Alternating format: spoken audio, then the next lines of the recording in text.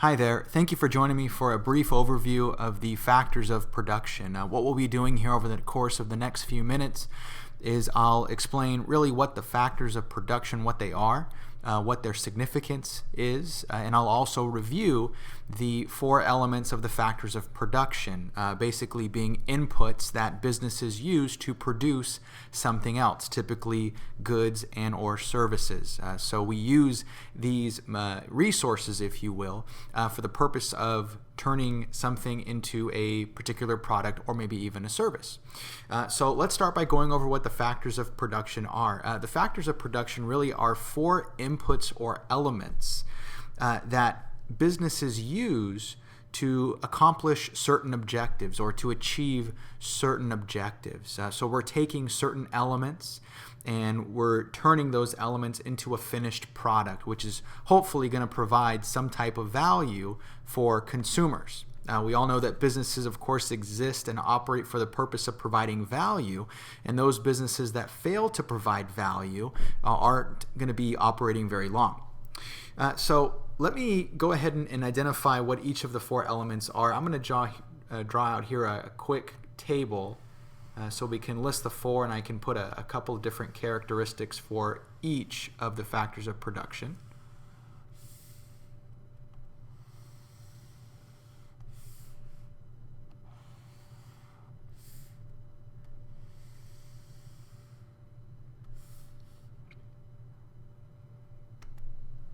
Okay, the first factor of production or element of the factor of production is what we refer to as natural resources.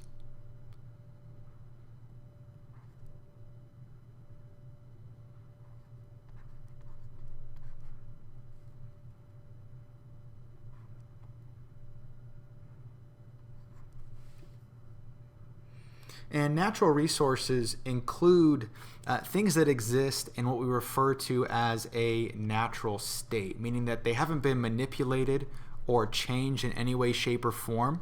They exist in the form to which they were actually created in. And natural resources provide a number of different benefits, of course. Natural resources can include everything from, let's say, water,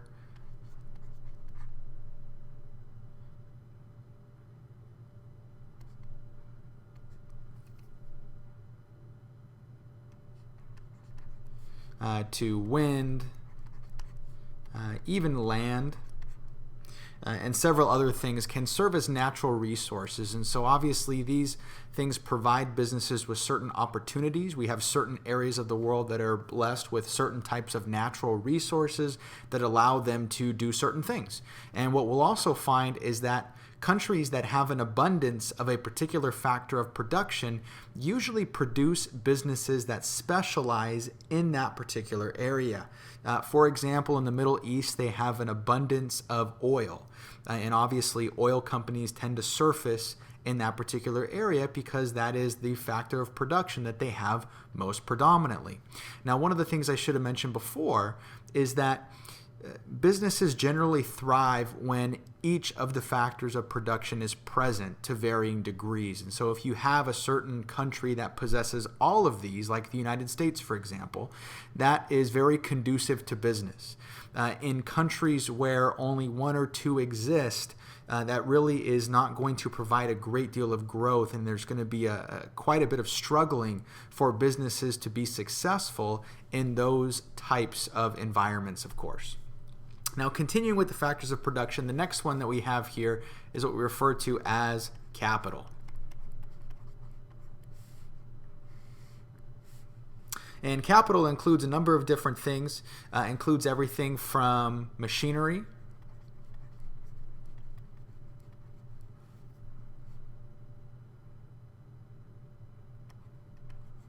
different types of tools. Can also include things like technology.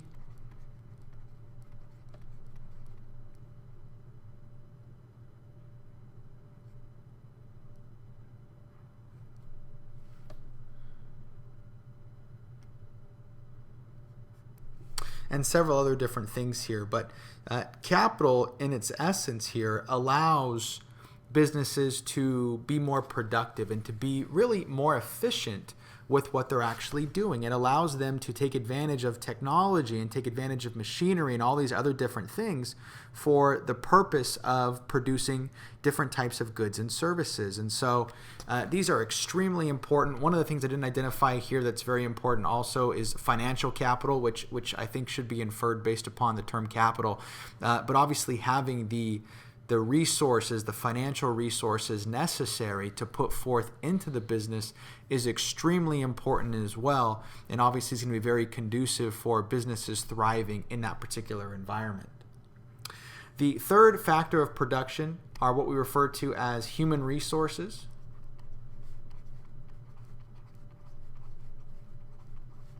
And human resources, very simply, are essentially your labor, your people. And businesses, of course, need to have, obviously, a labor force, a workforce present in order to be successful. You need to have somebody to do the kind of the day-to-day work, if you will. And we not only look at human resources from a quantity standpoint, right? Having a large body of people. That's important, having a numerical certain amount of people to perform the work. Obviously, you need to have a certain number of people to perform certain types of tasks. But we also want to look at, does the workforce have the knowledge, skills, and abilities to do the job, right? Do we have a skilled and educated workforce that can essentially do the work? That's a very important piece here, not just having bodies to throw at the task, but do you have the right people that can actually do the work here? And that's a very important piece that often gets overlooked, is we tend to focus more on quantity and we fail to realize, well, is the person skilled? Do they have the knowledge necessary? Do they have the skill set necessary to perform the task? Now, here in the U.S., we obviously benefit from having a very skilled workforce, very educated workforce, and that's why you see a lot of businesses locate in this particular area. Even within the U.S., we have certain regional hubs. So Silicon Valley, of course, we have a lot of tech startups and technology companies locate in that area, because if you're looking for a particular person to have the right skill set for a technology type company, there's an abundance of them in that area. You have the computer science program over at Stanford University in Palo Alto, not too far from, obviously, in Silicon Valley. And so you tend to try and locate where you're going to find your factors of production. And for technology type companies, that is a very, very big hub, because you can find not only the quantity, but the quality of worker that you're looking for. They have the knowledge and they have the skills and abilities necessary to actually do the work. And the last factor of production, and probably the most important, is entrepreneurship.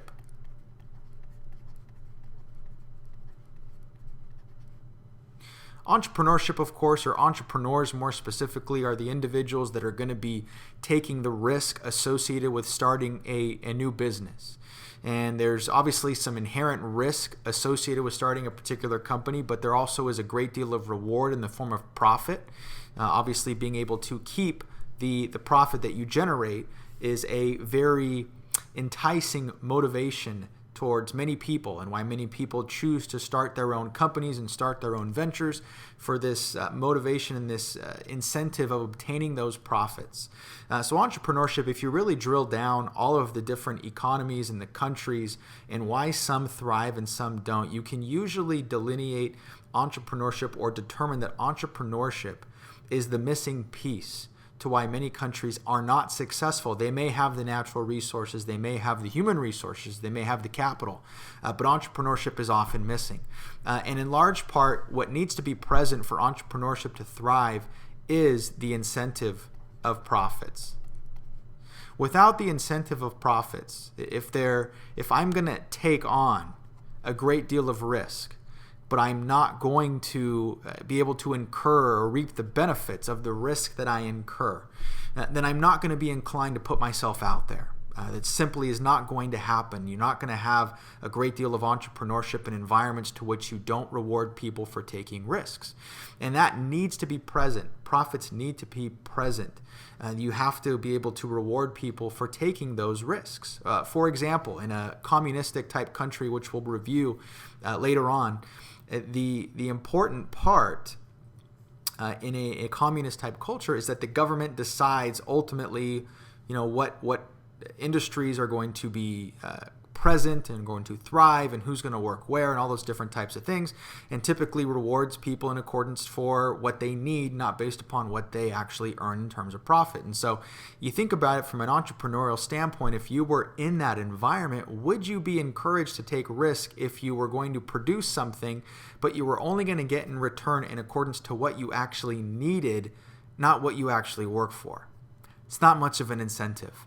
And so that really needs to be present. And even China, which is the largest kind of communist society, has been kind of aware of the importance of entrepreneurship and has begun to test out kind of private sector type industries, or privatizing certain industries, because it realizes just how important entrepreneurship is to the vitality and the future success of a society. So that is the factors of production. As I mentioned before, the importance here is that the presence of all of these will cause businesses to flourish and thrive.